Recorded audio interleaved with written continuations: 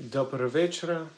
Welcome. Greetings from Odessa here on the shores of Black Sea. It has been a tumultuous 36 hours or so for global politics. And I will have a video that's probably going to be released in a minute or two about who is next after Nicolas Maduro was seized by the US. Debatable whether that seizure was legal or not under international law. For sure, Donald Trump yesterday stating that he is planning to decide how Venezuela is run definitely does not seem to be in conformity with international law. However, I discussed that in the other videos in this live stream. If you're watching live, drop a question down in the comments. My name is Connor Klein. On this channel, I discuss the Russo-Ukrainian war. I have a background in international relations academically, worked at the European Commission as a lawyer for a few years, dealt a little bit with Ukraine and the gas industry as part of that. And I have been living here on and off in Ukraine for over a decade. I have it used to be the biggest channel for high-level lifestyle in Ukraine, obviously with the Russo-Ukrainian war. Over the last 4 years, it's pivoted a bit to other countries in the region. That's my second channel. And on this one, we discuss geopolitics. I've been here, as I said, for about I've been here on and off for the last decade or so, speak Russian and Ukrainian, but I've actually been here in Ukraine during the war for about half of it as well. Well, this part of the war, we'll say, since the invasion in 2022.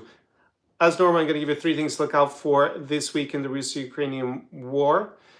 First off is the fact that Vladimir Zelensky, Ukrainian president, he has nominated the new replacement, his chief of staff, head of the president's office, and it is Kirill Budanov. He was, up until now, the head of Ukrainian intelligence, the HRU, which launched some audacious and highly successful operations, a bit like Donald Trump's special military operation to seize Maduro. Went very well for Delta Force, also went very well at times for Budanov's HUR, most famously Spiderweb last year when they took out part of the Russia's strategic bomber fleet with drones that they launched in the ceilings, hidden ceilings in trucks that they got Russian citizens to even drive to the location near air bases. So he has quite a good reputation, and I have mentioned him a few times on this channel as a possible successor to Vladimir Zelensky whenever there are elections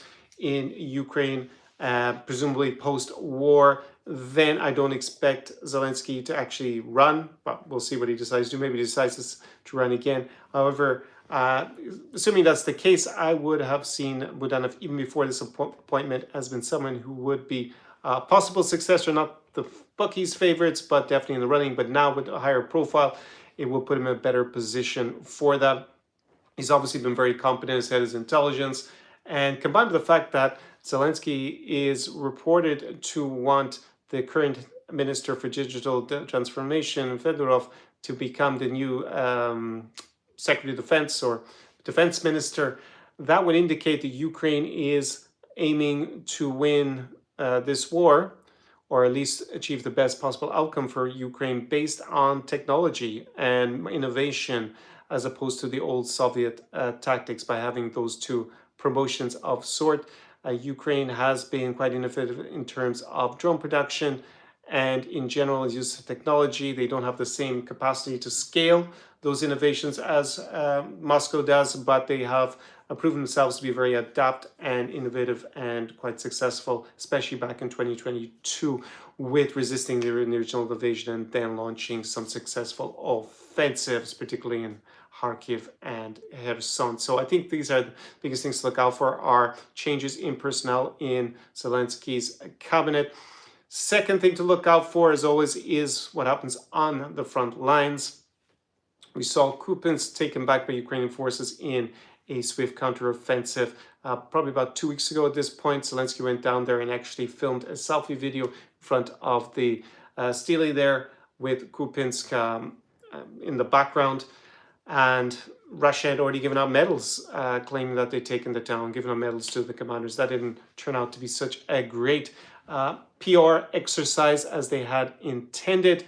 And that is something we're going to continue to monitor on the front lines. Obviously, around Pokrovsk, you have Russia finally trying to take the city finally after it's over 15 months. It must be getting on close to 18 months that they are parked outside of Pokrovsk Minohrad agglomeration.